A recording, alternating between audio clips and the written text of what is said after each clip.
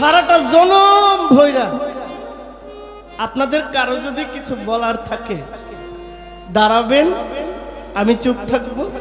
আমার এই কথাটা বলার পরে যদি আপনার একটি কথা আসে আপনি বলবেন, আমি শুনব।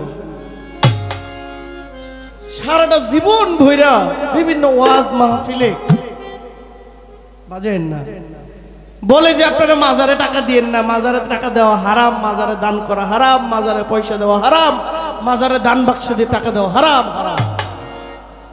এরপরেও দেখেন সারা ওয়াজ মাহফিল জুইরা মাজারে টাকা দেওয়া হারাম, মাজারে টাকা দেওয়া বেদাত। এরপরেও দেখেন গোলাপশার মাজার গুলিস্তান চত্বরে রডের শিকল মানে রডের জালি দিয়ে বেড়া দেওয়া, এটার মধ্যে উকি দিয়ে দেখলে টাকার বস্তা পড়ে রয়েছে। তাই তো এত জীবন জুড়ে যে এই যে হারাম হারাম টাকা মাজারে দেওয়া হারাম, টাকা মাজারে দেওয়ার হারাম। আমিও কই হারাম, আমিও কই আপনারা মাজারে টাকা দিয়েন না, মাজারে টাকা দান বাক্সে দিয়েন না।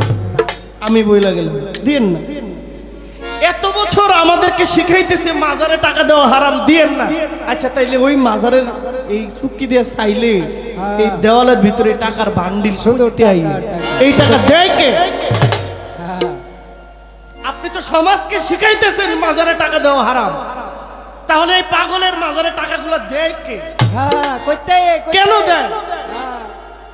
অথচ মসজিদের দান বাক্সের জন্য দান বাক্সটা মুসল্লিদের সামনে দেওয়া হয়, রিসিট নিয়ে বাসে উঠে টাকা না দিলে রাস্তার মধ্যে পোলাপাইন দাঁড় করায় দেয়, টাকা না দিলে বড় উষা করে আইল্যান্ড দেয়, এরপরেও না দিলে মাইক লাগায়।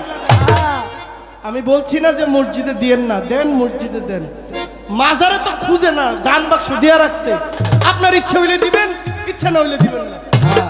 মাইক নিয়ে কেউ দাঁড়াইছে এই জীবন পর্যন্ত যে মাজারে টাকা দেন? দাঁড়াইছে না। মসজিদে তো দাঁড়াইছে, মসজিদে দেন, মাজারে দিয়েন না। কিন্তু মাজারের টাকা দিয়া মসজিদ হয়, গোলাপশার মাজারের টাকা দিয়ে মসজিদ হয়।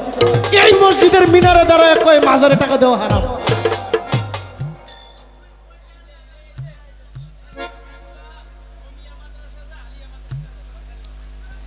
গোলাপশার মাজারের দান বাক্সের টাকা দিয়া মসজিদ হয়েছে।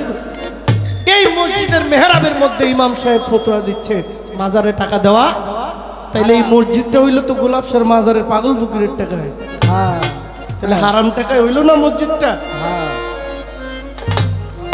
এখন আপনাদের যদি কোনো বক্তব্য থাকে আপনারা দাঁড়ায় বলতে পারেন। আজকে পাগলি মায়ের দরবারে একটা ছোট্ট দান বাক্স আছে, উমর পাগলার দরবারের সামনে একটা দান বাক্স আছে, এই পর্যন্ত কেউ বলছে যে মাজারে 10টা টাকা দেন না? আমিও বলি 1টা টাকাও দিবেন না। এরপরে সকালবেলা বাক্স খুললে দেখবেন এক ব্যাগ টাকা হইছে। ঠিক, এই টাকা দেয় কে? এই টাকা দিয়া এই ফকির বাড়ির তারা এখানে একটা মসজিদ বানাইব, ভাগ্যক্রমে এই মসজিদের মিনারে দাঁড়ায় বলবো মাজারে টাকা দেওয়া হারাম।